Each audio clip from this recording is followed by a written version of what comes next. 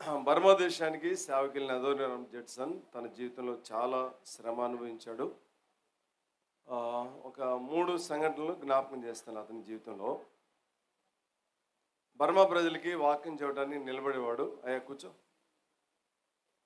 వెనకాళ్ళు కనబట్లా, నేను ఏడే ఉంటా, కూర్చో.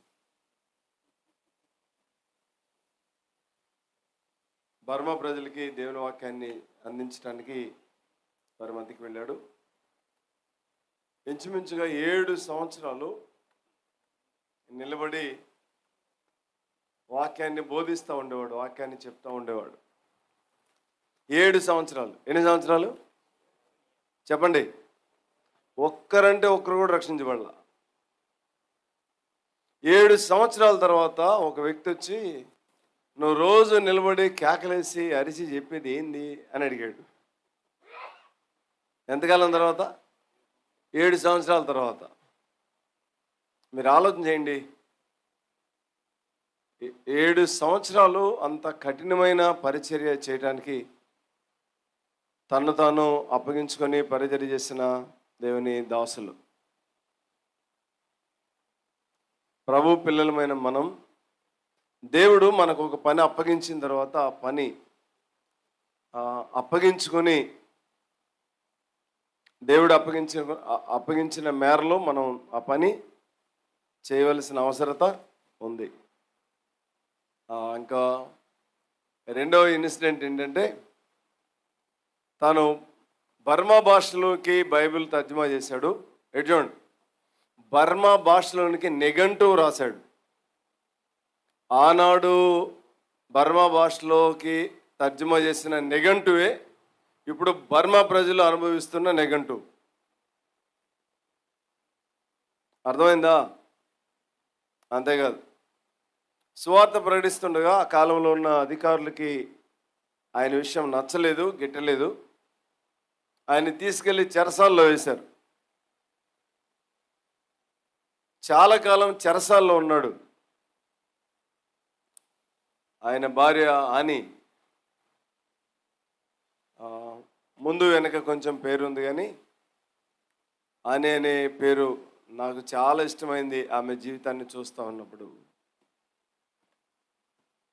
రోజు చెరసాలకి అన్నం తీసుకొని వెళ్ళి భర్తకు అందించేది. చెరసాల్లో పెట్టి అన్నం తినలేడని.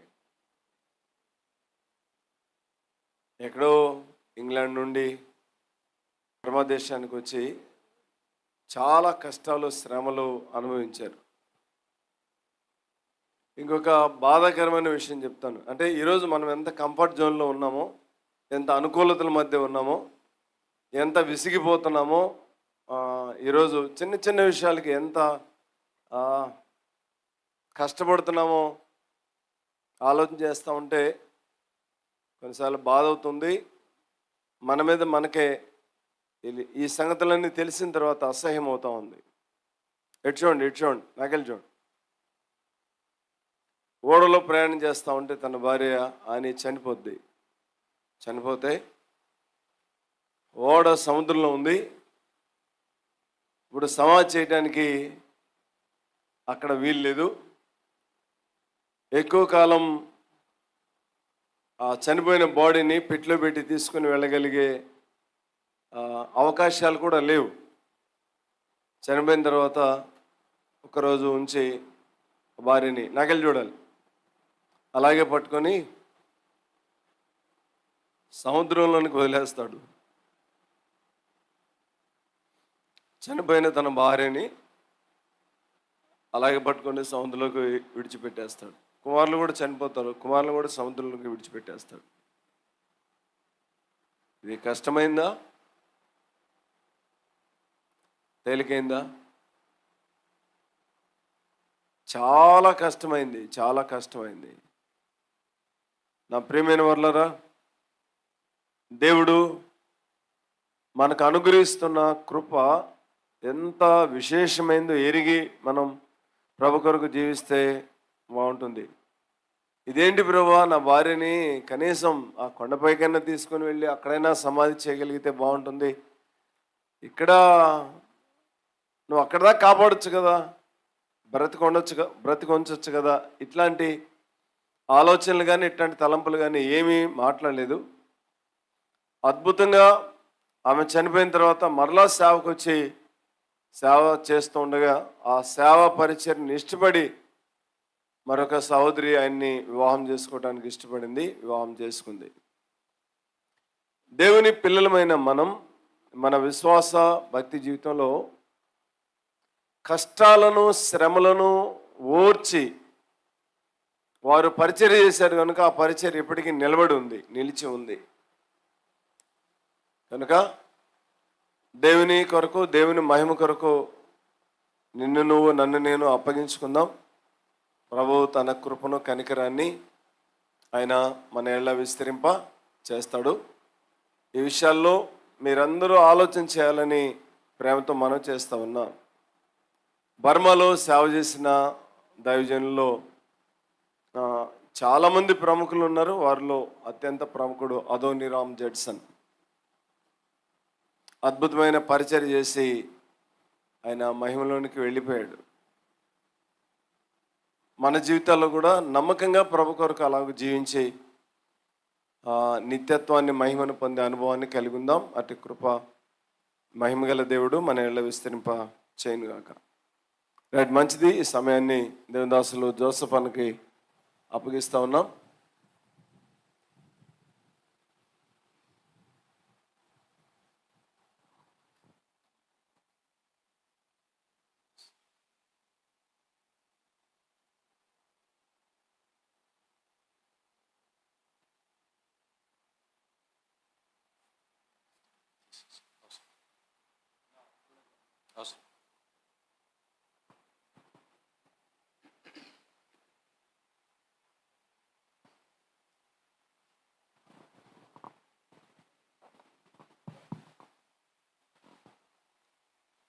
అందరికీ ప్రేమ వందనాలు తెలియజేస్తా ఉన్నాను. ఉదయకాల సమయంలో అదోనీరామ్ జడ్సన్ గారి గురించిన చరిత్ర మీరు విన్నారు. అందులో నన్ను ఆకర్షించిన ఒక మాట ఏంటంటే, ఎన్ని సంవత్సరాలు కేకలు వేశాడట? 7 సంవత్సరాలు. 7 సంవత్సరాలు కేకలు వేశాడు. దేని గురించి కేకలు వేశాడు? పాపం ఎంత భయంకరమైందో, నరకం ఎంత భయంకరమైందో, దేవుడు ఎంత ప్రేమ కలిగిన వాడో. అవే 7 years. ఎందుకు 7 సంవత్సరాలు కేకలు వేశాడంటే,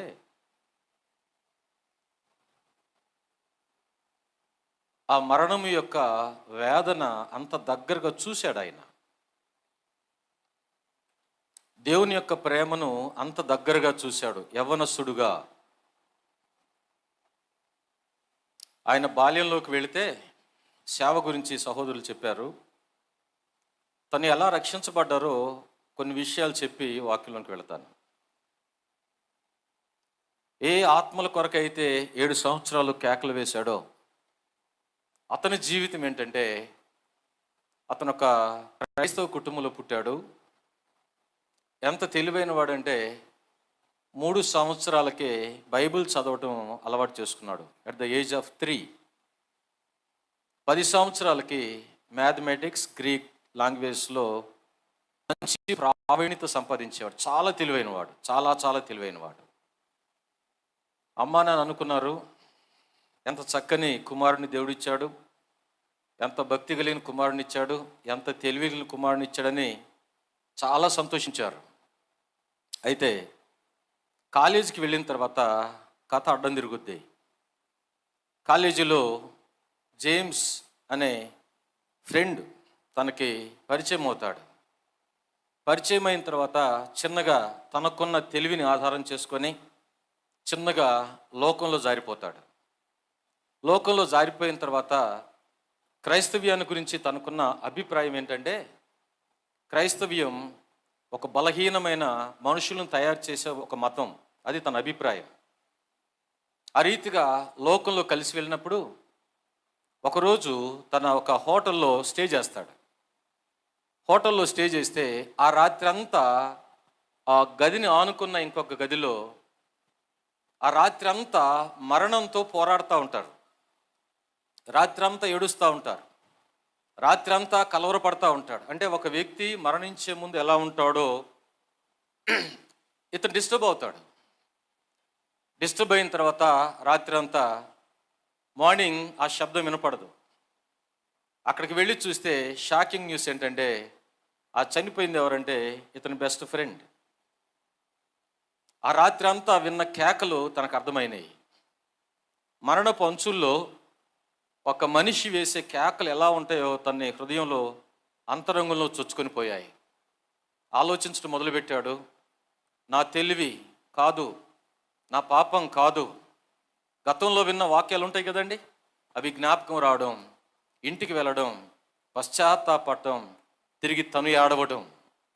గుర్తుపెట్టుకోండి, అక్కడ 7 సంవత్సరాలు కేకలు వేసే ముందు ఫ్రెండ్ యొక్క కేకలు విన్నాడు.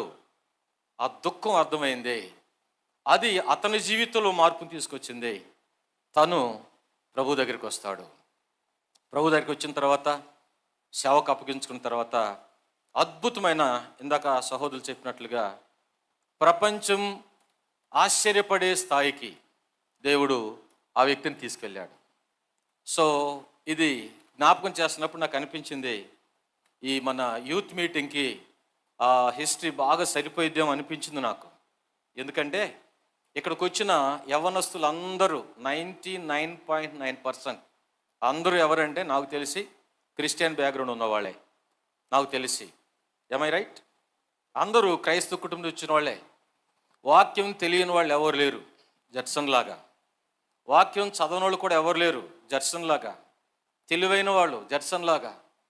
అయితే ఈ యూత్ క్యాంప్లో దేవుని మనసు ఏంటంటే, జడ్సన్ వేసిన ఆ కేక, ఫ్రెండ్ గురించి వినిన కేక, తన గురించి తను వేసిన కేక, తర్వాత సమాజాన్ని గురించి చనిపోయే వరకు కదండి, టిల్ హీ డై, కేకలు వేసి వేసి వేసి వేసి అంశం ఒకటే, దేవుడున్నాడు, ఆయన ప్రేమ కలిగిన వాడు. పాపముంది, అది చాలా భయంకరమైంది.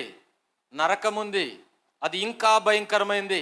కేకలవే కేకలవే కేకలవే.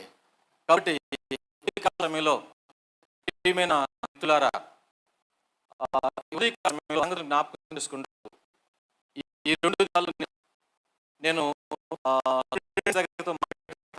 వాళ్ళని ప్రశ్న ఏంటంటే,